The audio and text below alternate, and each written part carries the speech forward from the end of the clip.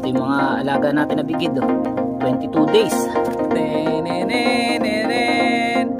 Grabe mga bro, para silang ano, paparata na sila. Okay pa. Grabe, dami.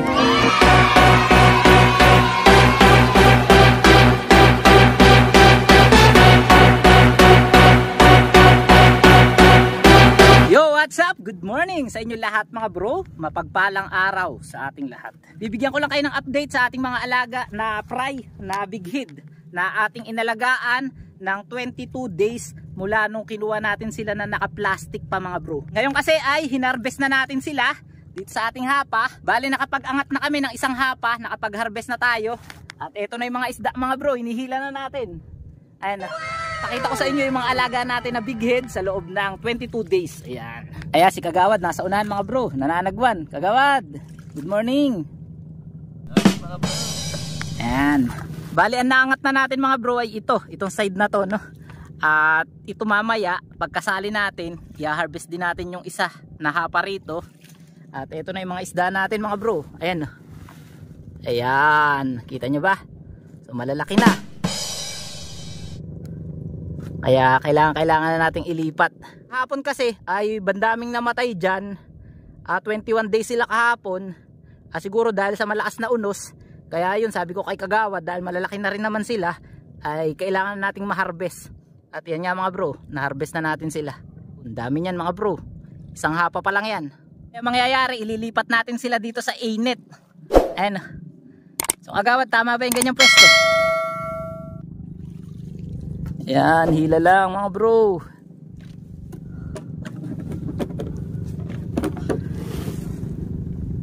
Mga pala, nakita nyo ba yung frame na bakal na yan mga bro, na may mga floating sa tagiliran? So ginawa natin yan nung nakaraan. So tayong gumawa nyan, kami ni Kagawad, winelding namin yan. So ang tawag dyan mga bro ay float. Para hindi tayo nagmamadali na maglipat, nilalagay natin sa banyera. So yung ganyan ay gamit na gamit talaga sa similyahan, yung ganyan mga float. Mga bro, kalkulahin natin. Tol, video mo nga. Malalim to mga bro eh. Ito mga bro, kalkulahin natin. Saan may butas pala yung hapa natin na yan. Ayun, bro, dyan sa pamin.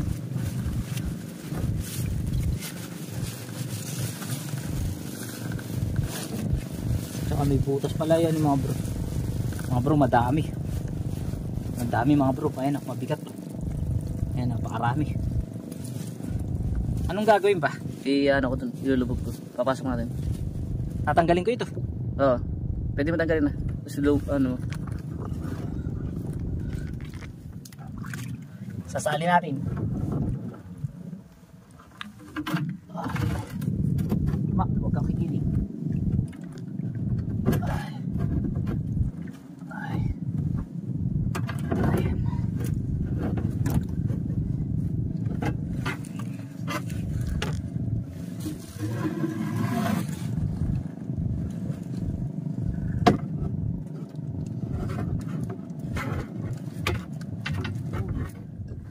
Mga bro, dali, unang hapa. Dami niyan. Oh, baka sa labas matapon to ang pinto.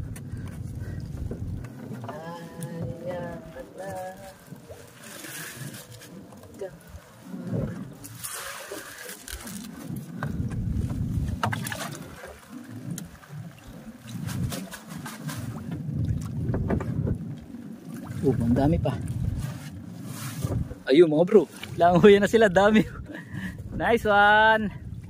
Palaki kayo. Ano, wala na ba? Ayun, meron pa yan, mga nakadikit. Ayun mga bro, nagpuntahan na sila dun.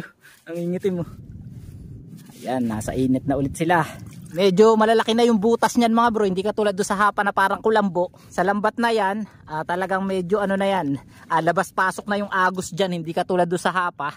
Kaya magiging konti na lang din yung mortality dyan. Nung nakaraan kasi talaga kahapon mga bro, sobrang daming patay dyan. Iseset ulit natin dito yung ating float. Tapos angatin na natin tong kabila. So tara, samahan nyo kami. Isang hirit pa to. Yan mga bro, huwag kayong aalis sa ating vlog. Tingnan natin kung madami dito sa kabila na fry ulit. So tara. 1 hour later. Yan mga bro, narito na tayo sa pangalawa natin na hapa. At eto, naangat na rin natin. So pakita natin yung isda. So naka-ready na yung ating yung ating flute na paglalagyan ng isda. Tapos ililipat ulit natin doon. At eto na yung mga isda natin mga bro. Ayun o. Yan, dami no. Yan yung mga isda natin. Dami ba mga bro? Sa palagay nyo, tanggalin natin yung water lily. May mga patay mga bro, di talaga maiwasan yan. So pwede na tayo sumalok. Let's go. Testing.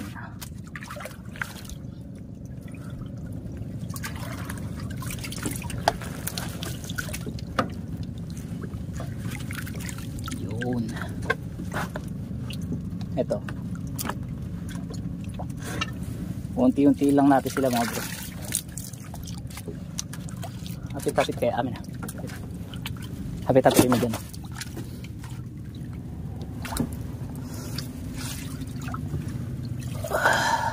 Ay mga bro, ito yung mga alaga natin na bigid oh. 22 days.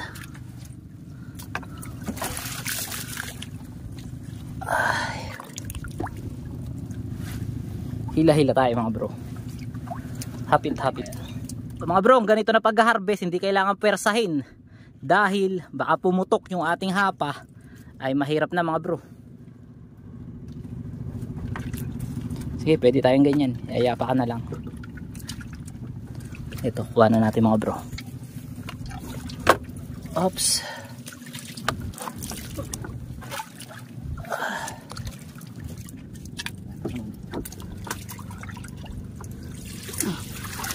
Makukuha din naman natin maya-mayain.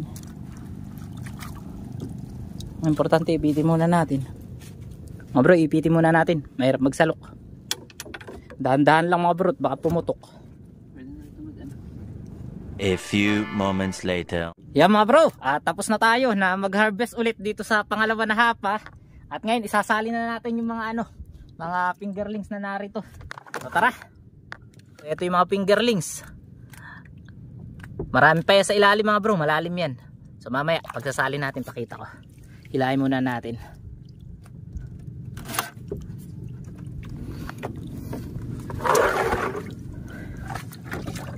Kung mapapansin nyo, mayroon din mga patay mga bro.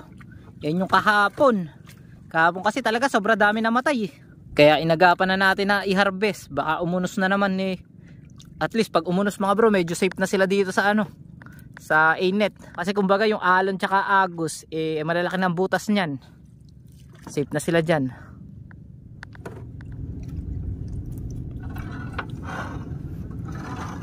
Bro, sasali na natin. Obo. Kapag dami mga bro. Tanda lang. Dami.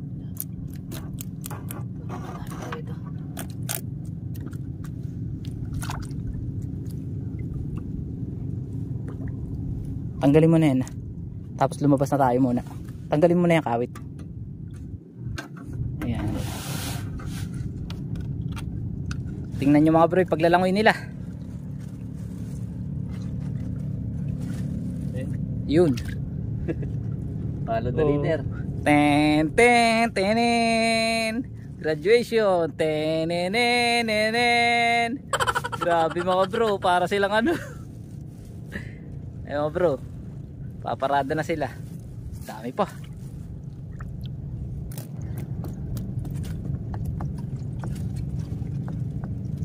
Grabe, dami.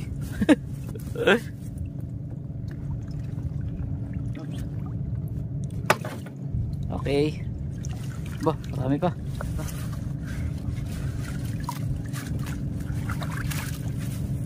Bali yung hapa natin mga bro, wala na siyang laman. At iaahon muna natin yan dahil hindi muna tayo maghuhulog ngayon dahil nag-uunos na nga. Mahirap na masira yung ating hapa sa lakas ng mga unos. Okay na muna yun, ipagpapahinga muna natin yung ating hapa. So ang may laman natin 17, yung hinakot natin kahapon. Tapos yung nasa 22 ay may laman na rin doon. Tsaka itong A-net, ayan, meron na rin laman. Okay, okay. Sana ay wag na masyadong mamatay sila dyan.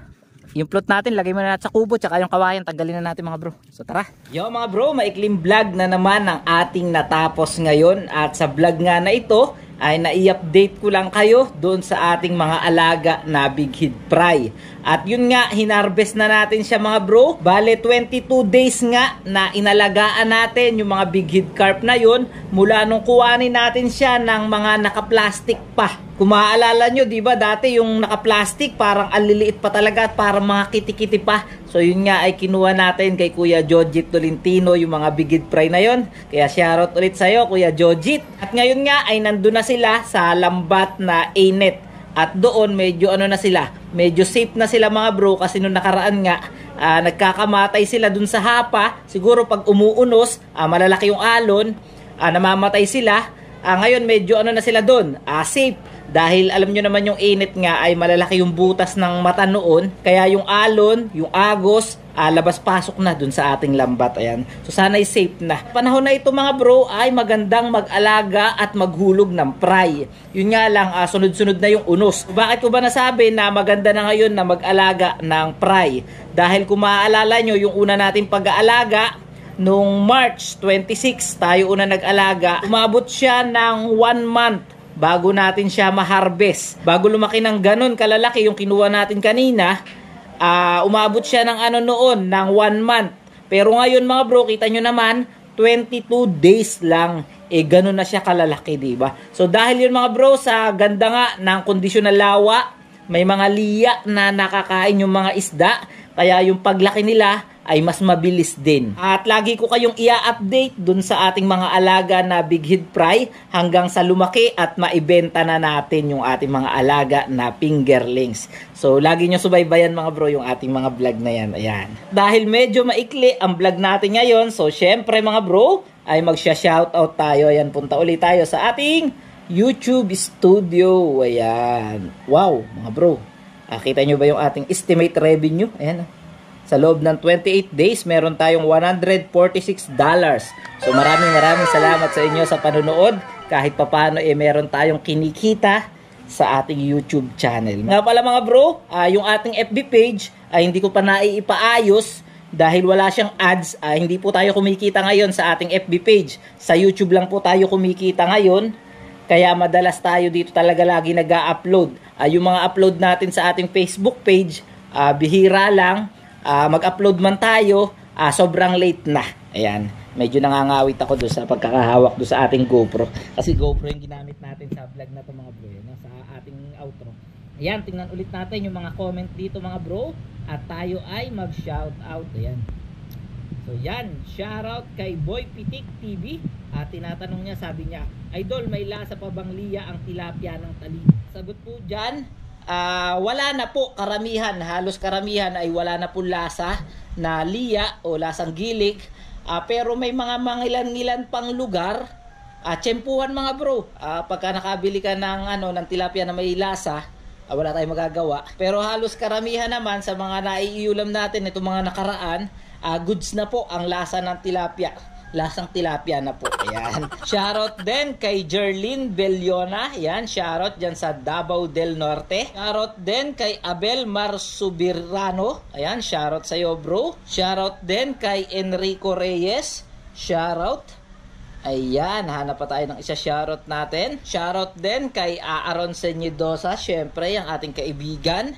Shoutout din kay Joms Fishing Adventure. Kay Ate Wenning TV, shoutout po. Shoutout din sa ating kumpare at kasama ring vlogger na si Talim Anglers PH. Shoutout din kay Hubert Punto. Shoutout din kay Alberto Dicen at meron siyang ipinapa-shoutout mga bro kay Hazel Ann at kay Hans Albert Dicen from Look, Cardona, Rizal. Ayan.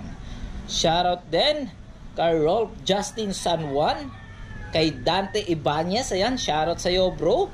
Shoutout din kay Mabini OFW 6074. Shoutout sa iyo bro. Shoutout at magandang araw din sa iyo Ernie Busito. Ayan, shoutout. Kay Warren Santa Ana, shoutout sa iyo. At syempre kay Kuya Dan Inguara. Ayan, shoutout po sa inyong lahat mga bro.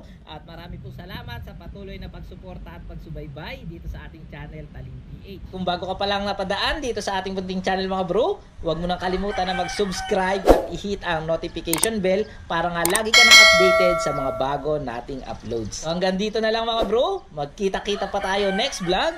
Happy fishing sa inyong lahat at bye-bye! Ingat tayo lahat mga bro!